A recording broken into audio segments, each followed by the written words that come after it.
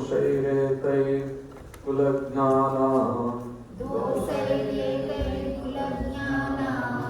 वर्णसङ्करकारकैः उत्साद्यन्ते जातिधर्मः कुलधर्माश्च शाश्वताः दोषैरेतैः कुलज्ञानां वर्णसङ्करकारकैः उत्साद्यन्ते जातिधर्मः कुलधर्माश्च शाश्वताः Any devotees would like to repeat? दोषैर्येतैः कुलज्ञानां वर्णसङ्करकारकैः उत्साद्यन्ते जातिधर्मः कुलधर्माश्च शाश्वतः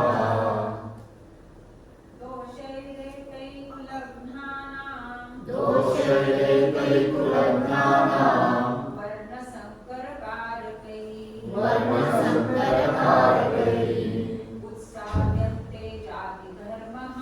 उत्साद्यन्ते जातिधर्मः कुलधर्मश्च शाश्वतः Synonyms: doshai, by such faults, etai, all these, kulagnana, of the destroyers of the family, varnasankara, of unwanted children, karakaihi, which are causes, utsadyante, are devastated, jati dharmaha, community projects, kula dharmaha, family traditions, church, also, shashvataha, eternal. Translation and purport by His Divine Grace A.C. Bhaktivedanta Swami Prabhupada. Swami Prabhupada ki jai. By the evil deeds of those who destroy the family tradition and thus give rise to unwanted children, all kinds of community projects and family welfare activities are devastated. Purport.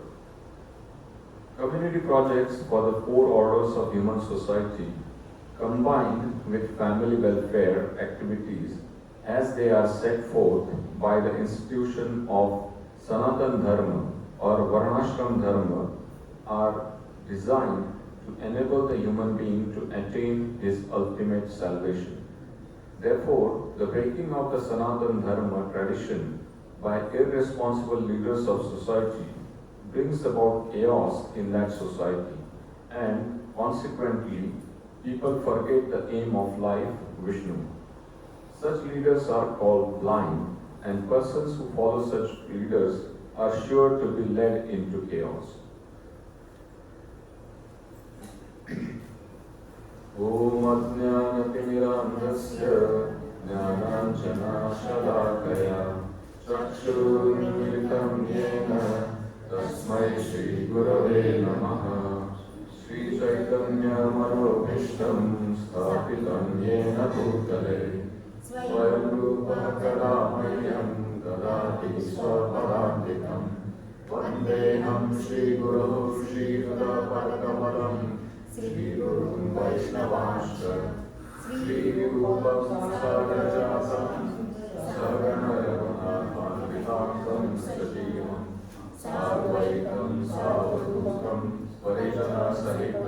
Krishna Chaitanya Devam Sri Radha Krishna Pada Sagana Lalita Sri Vishakhanandasya He Krishna Karuna Sindhu Deenabandhu Jagatpate Gopesha Gopika Kanta Radha Kanta Namostute Tapta Kanchana Gaurvangi Radhe Vrindavaneshwari Vrishabhanusute Devi Pranamami Haripriye Panchakalpatarubhyasya Kripa Sindhu Vacha Patitanam Pavanebhyo Vaishnavebhyo Namo Namah Jai Shri Krishna Chaitanya Prabhu Nityananda Sri Advaita Gadadhara Srivasadi Gaur Bhaktivinoda Hare Krishna Krishna Krishna Hare Hare Hare Rama Rama Rama Hare Hare.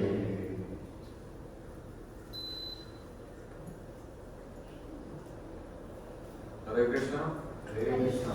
We welcome all devotees for this Sunday satsang.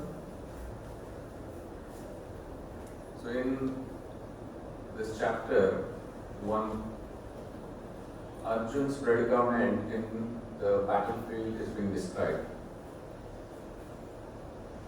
So from 1.36 onwards, Arjuna started giving several reasons why he should not be fighting. Okay? And he continues in that sequence. And if you observe, there is a sequence of the different reasons that he is giving. Can we do a quick recap of 1.36 onwards? We can just read one shloka and meaning quickly. 1.36.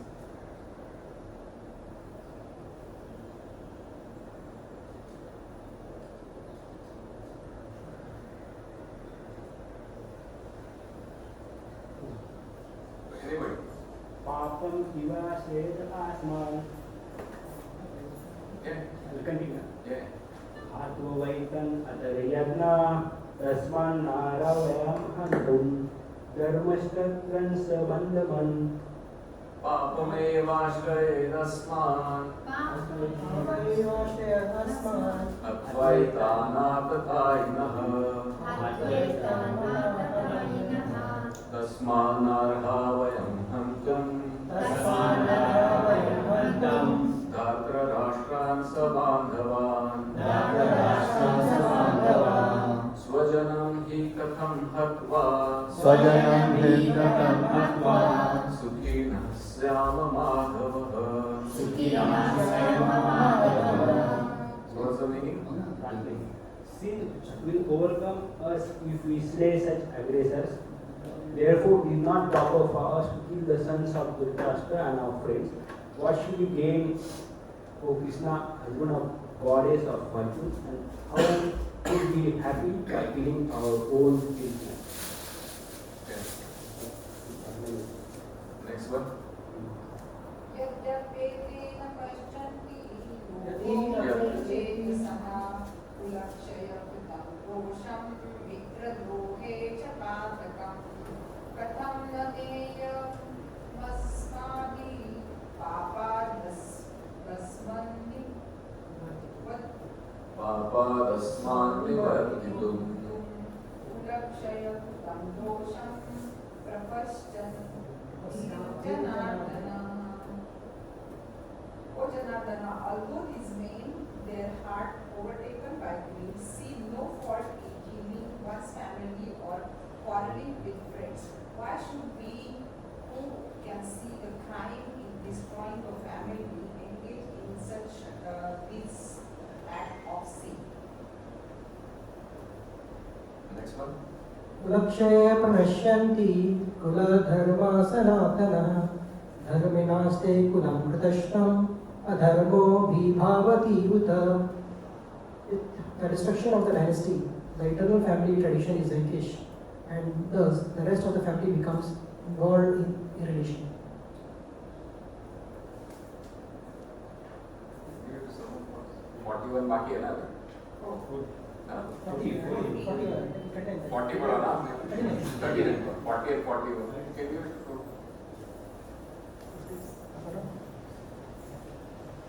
Mother is good.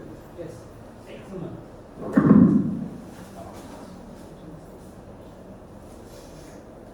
धर्माभिवाद Krishna प्रदुष्यन्ति कुलस्त्रिया श्रीदुष्टा सुवर्णेस्य जायते वर्णशङ्करः. When irreligion is prominent in the family, O Krishna, the women of the family become polluted. And from the degradation of womanhood, O descendant of Vishnu, comes unwanted body.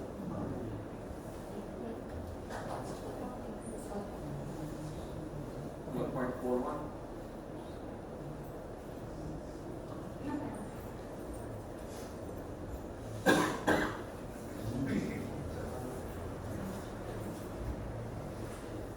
Sankaro na 1.4. शङ्करोनरकायैव कुलज्ञानं कुलस्य च पतन्ति ततो तेषां लुप्तपिण्डोदकक्रियः. An increase of unwanted population certainly causes hellish blight, both for the family and for those who destroy the family tradition. The ancestors of such corrupt families fall down because the performances for offering them food and water are entirely stopped. Yeah. And from that continuation comes this 1.42. By the evil deeds of those who destroy the family tradition and thus give rise to unwanted children, all kinds of community projects and family welfare activities are devastated. So, here in this whole episode, wherein Arjun is giving all sorts of reasons. So, he starts right from individuals. He says, Swajanam hi katham hatva sukhina syam madhava. So he is talking about few individuals at that point in time. He is referring to Bhishma and Drona. So from there he goes further that when the elders in the family are no more available for the family to guide, then it leads to the degradation of the family. Degradation of the family leads to non-protection of the women in the family. Non-protection of the family leads to unwanted progeny. Unwanted progeny leads to the community projects being devastated. So if you observe, there is a complete chain of actions and reactions which is potentially coming in the way of the dharma. So whatever Arjun's reasoning over here, is there anything wrong with his reasoning? Technically speaking, whatever he is mentioning, is there anything incorrect in this? No, right? First thing he is saying that Swajanam hi katham hatva. Why would we want to kill our own kinsmen? Is there anything wrong? No. Then next he goes that when the elders are not available, the families are degraded, women are polluted. That possibility remains. Is this truth? This is also a truth. Right? When the family is not protected, women are not protected, it leads to unwanted progeny. Is this true? This is also very much true. When the progeny is not good, naturally the kula is polluted. The kula is polluted, naturally community is polluted. Right? So is this also true? Right? So frankly speaking, whatever Arjun had been speaking over here, nothing is untrue. Whatever Arjun has been discussing over here, it is a fact.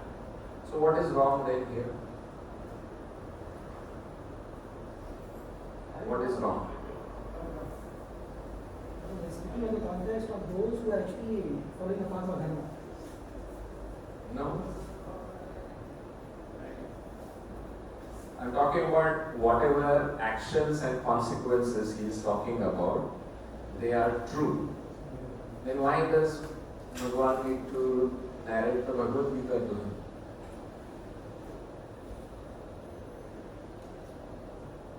let's look at the starting point.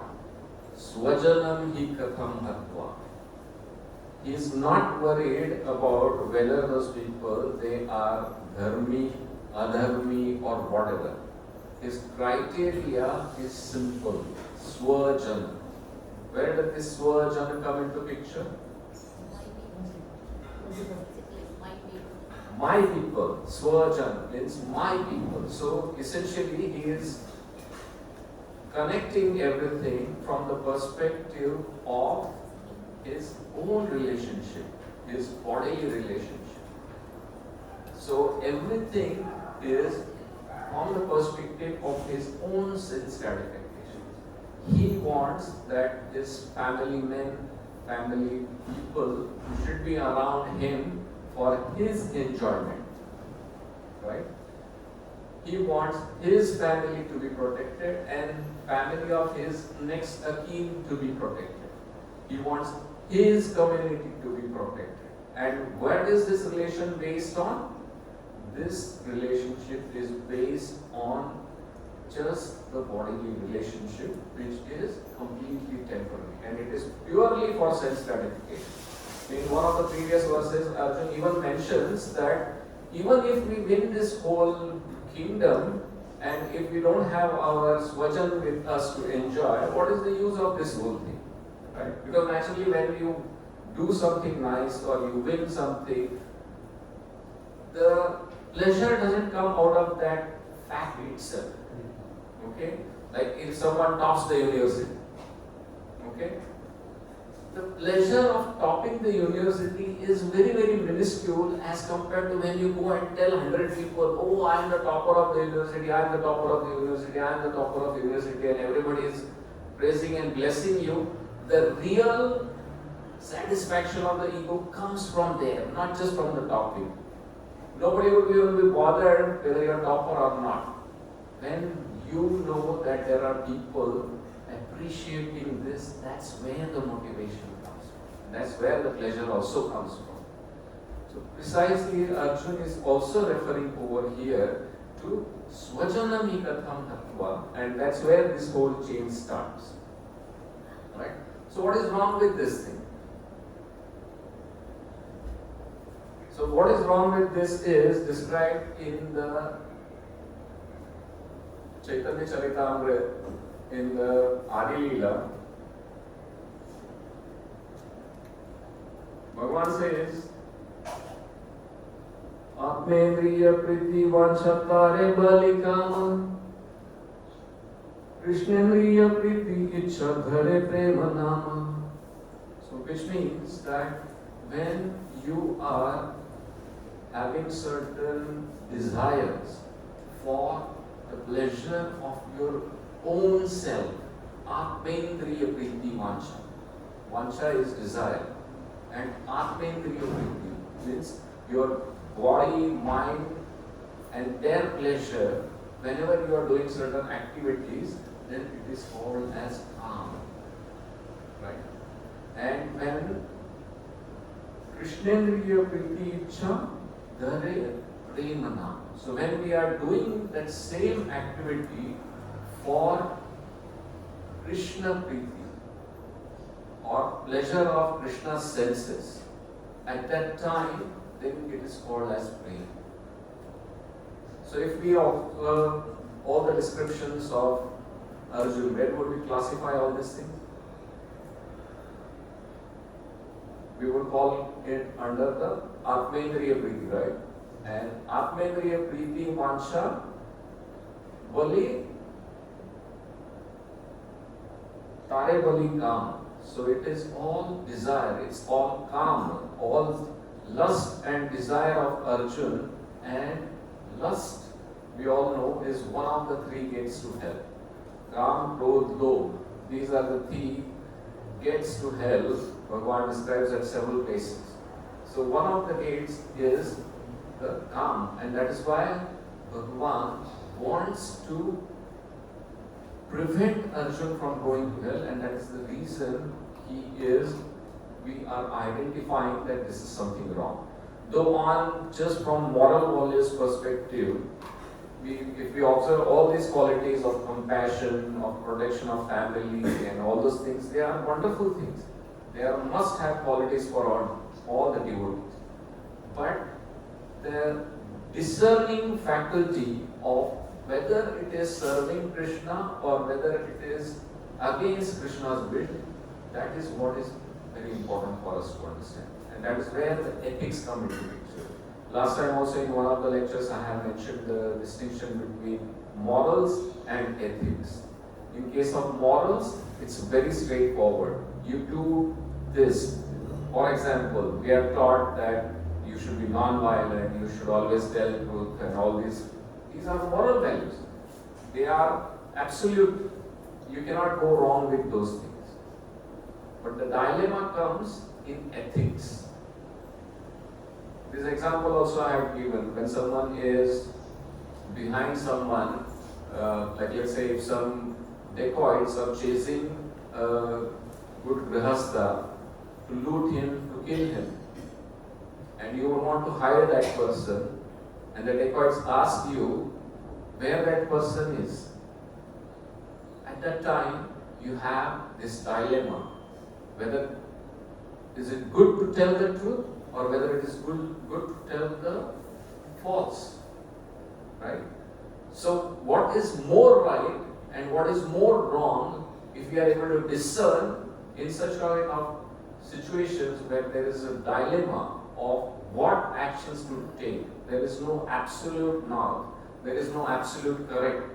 At that time, this kinds of due diligence, if we are able to do, we are able to navigate through the right path.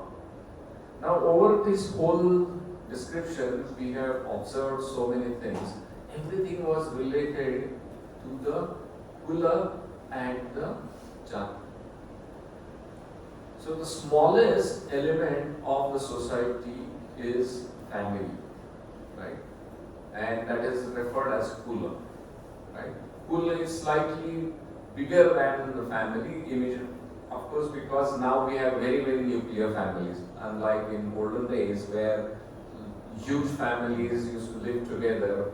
Typically, one kula would live together, or significant number of people from one kul will live together.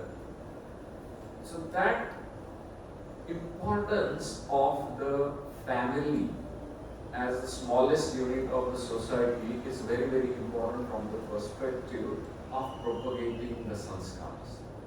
And that is why Arjun is emphasizing so much over here about the protection of the kula dharma. Right?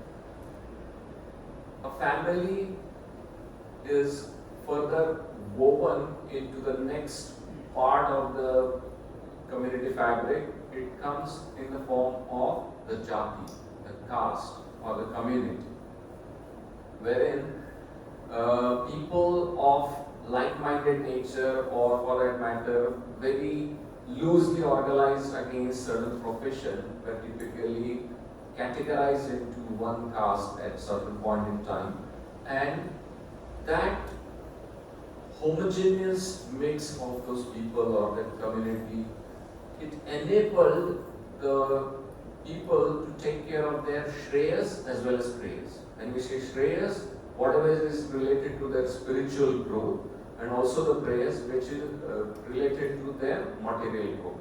So they could materially progress together by sharing of the knowledge with each other so that they can earn a livelihood. And at the same time, certain family traditions help to guide all these people towards their spiritual goals. So this unit formed a very cohesive entity of, or cohesive group of people which helped into the community bond. Right? Now, human being a social animal, this sort of organization of the individuals, families and communities is extremely important, and our Varnashram Dharma, it gives a very beautiful order for this. Broadly classifies into 4 Varnas. What are they? What are the 4 Varnas? Brahman, Kshatriya. Kshatriya, Vaishya and Shudra. So if we broadly identify the people, intellectuals, the protectors, the businessmen and the service class. All these people are the necessity of a society. And if you observe, they are also arranged in a certain hierarchy which enables the society to work.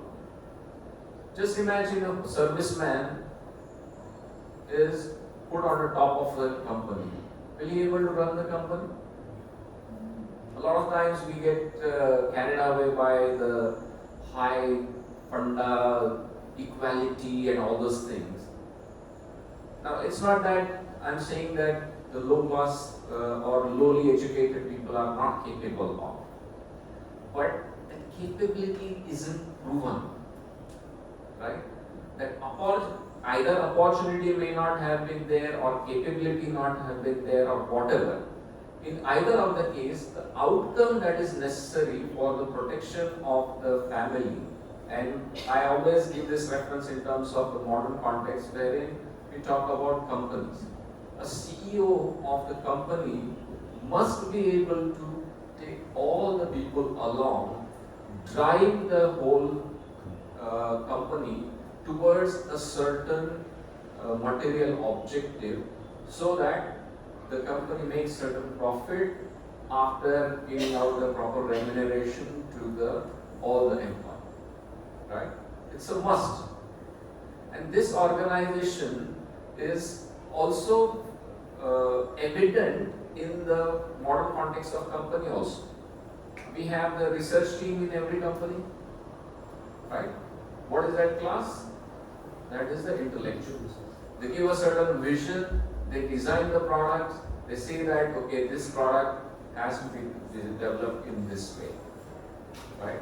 Then there are the managerial level, the executive level, which typically forms in the form of protectors, wherein they drive certain things and guide the rest of the people. And then we have the sales people, who are the business guys.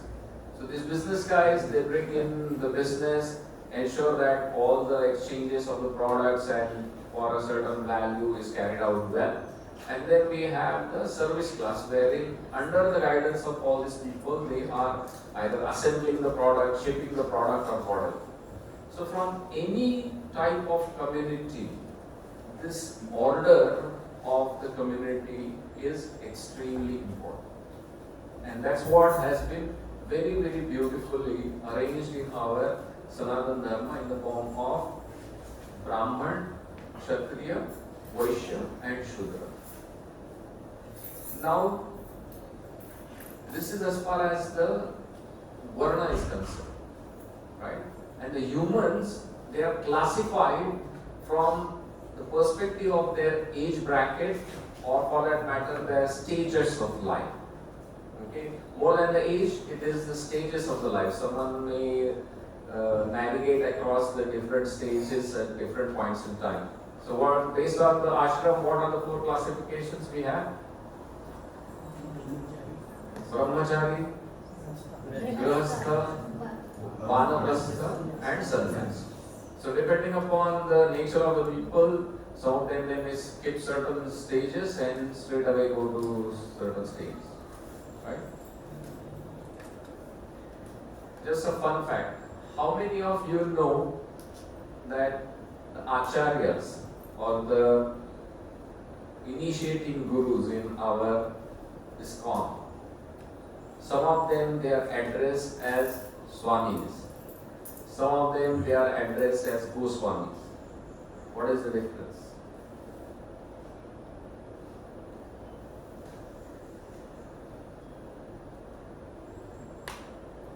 Anybody? Goswami means the one who has acquired like Mother Moho Maya Matsar, so he has he's captivated those things under control. So Okay. those are the Goswamis. Okay. And Now what is Swami?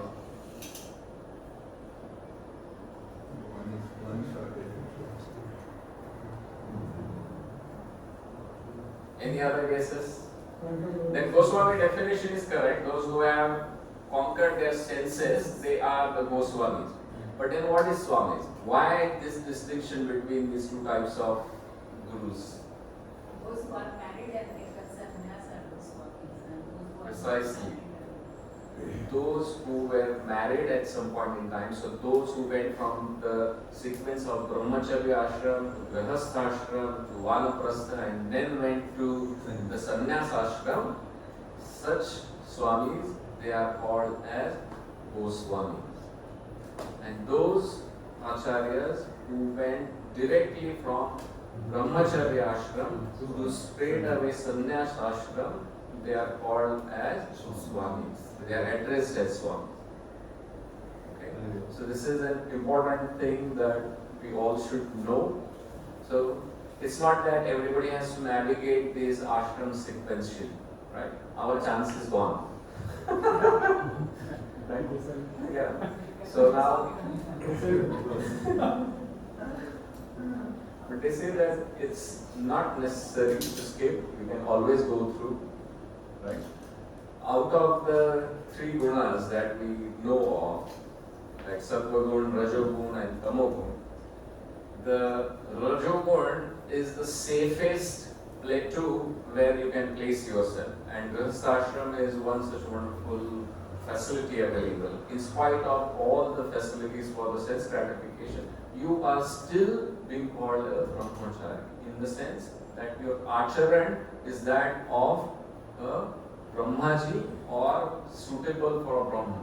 But as long as we are ensuring that we are following the regulative principles. What are the four regulative principles? No meat eating, no intoxication, no gambling,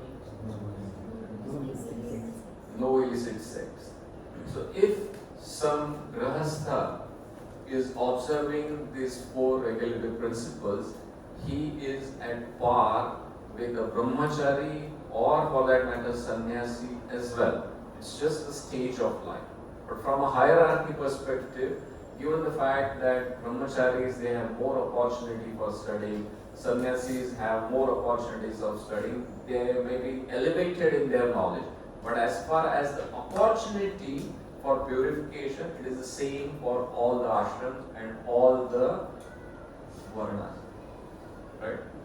Now, when there is saying in English that it takes a village to raise a child. Right? It takes a village to raise the child, which means that every person is taking some or the other thing from some or the other person in the community. Right? So, at any given point in time, whenever we are interacting in the society, whenever we are doing any sort of exchange in the society, we are giving something and we are taking something. Right? So, at any given point in time, we are indebted to all the other people. Right? So, in our Sanatana Dharma, there is this conception of rin or a debt which we all of us are subject to. Right? Three broad classifications of this rin. What are the three types? How many of you know? Guru run, Matru run, Pitru run.